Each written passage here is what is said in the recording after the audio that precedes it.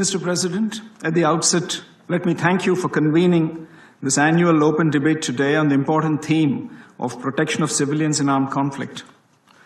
The world is witnessing a surge in armed conflict, and the civilians continue to be victims of such conflicts. It's highly alarming to see that in 2024, as per ICRC records, the number of victims affected by armed conflict has increased, with 56,000 cases registered of missing persons alone.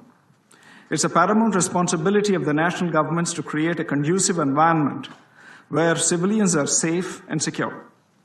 While we acknowledge the national responsibility, we should not ignore the adverse impacts of all forms of terrorism, including those emanating from across borders in today's debate on protection of civilians.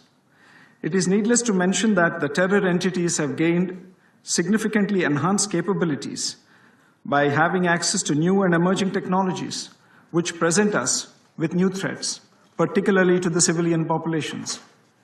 In this regard, the efforts of the Council and of the international community should be directed at assisting national authorities in developing capabilities and capacities to protect civilians.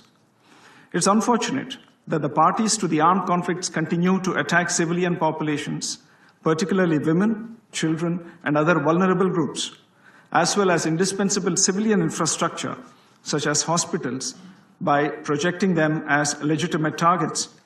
Regrettably, during armed conflicts, civilians, including women and children, are used as human shields for military operations and terrorist activities.